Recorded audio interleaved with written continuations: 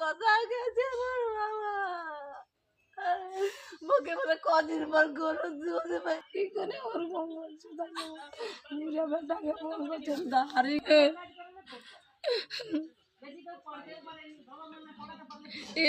একটা বাস্তুও নাই যাওয়া গাছি এমন অবস্থা আছে কেটে কেটে জান চলে যাবে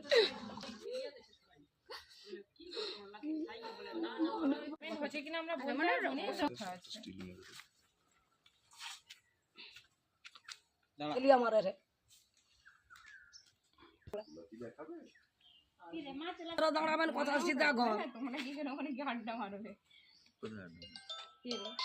বাবা তো আগে ওই বাইরে কাজ করতো, করার পরে এইখানে ভালো লাগেনি, মানে বাইরে থাকতে ভালো লাগেনি, যেহেতু বয়স হচ্ছে, নাতিপুতি আছে, বৌমা আছে, মা আছে, ওই জন্য ওইখানে লোকের সাথে মানে এইখানে লোকের সাথে কথা বলে ওইখানে কাজে গেছে। আগে একবার 20 দিন কাজ করে বাড়িতে এসছিল, তারপরে এই পরে এই মঙ্গলবারে কাজে গেছে। রবিবারে বাবার সাথে জামাইয়ের সাথে কথা হচ্ছে, ছেলের সাথেও কথা হচ্ছে, তারপরে ওই রবিবারে যা কথা হচ্ছে যে বাড়ি আসবে।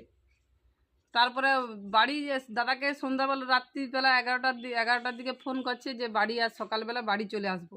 তারপরে থেকে তো আর ফোনও লাগেনি আর কোনো খবর। তারপরে বৌদিকে হচ্ছে আমরাও কেউ খবর জানতাম নি। এখানে একজন মানে ওই যারা ওই পার্টির করে তারা একজন ডেকে পাঠাইছে। তারপরে বৌদি আমাকে ফোন করে বলতে নাম আছে যে থানা থেকে খবর আসছে। তারপরে তো আমরা জানতে পারছি, নাহলে তো জানতেই পারতাম না। তাই কাজ করতো, তো বয়স হয়ে গেছে যেহেতু আর বলে মুম্বাই আর যাবো নি, এইখানে ঘরে থাকবো, নাতিপুতি আছে, বৌমা আছে, মা আছে, সামনে কাজ করব, 2 দিন চলে আসবো, আবার ঘরে কাটিয়ে আবার যাবো বাড়ি। সোমবারে সকাল, রবিবারে কাজ শেষ পেয়ে গেছে, এবার মানে যেহেতু ছুটি আছে এবার ঘর বাড়ি চলে আসবে সোমবারে। দাদাকে ফোন করে বলছে যে আমি হচ্ছে বাড়ি আসবো।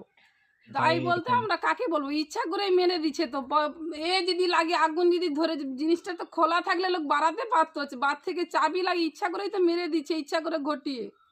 সব একেই দায়ী করবো, যে নিয়ে গেছে, যে উঠছে তাকেই আমরা দায়ী করবো। এখন কাকে দায়ী করবো? টাকাটাই কি মানুষ, আগে টাকাটাই কি বড় লোক? আমার বাবাকে এনে দিতে পারবে, আমার বাবাকে কি এনে দিতে পারবে? সেটাই দেও, টাকার দরকার নেই। টাকা কি হবে, মানুষ চলে গেছে, টাকা নিয়ে কি করবো? আমার বাবাকে এনে দেও। আমার নাম সবিতা গায়েন। আপনার বাবার নাম? বাসুদেব বেরা।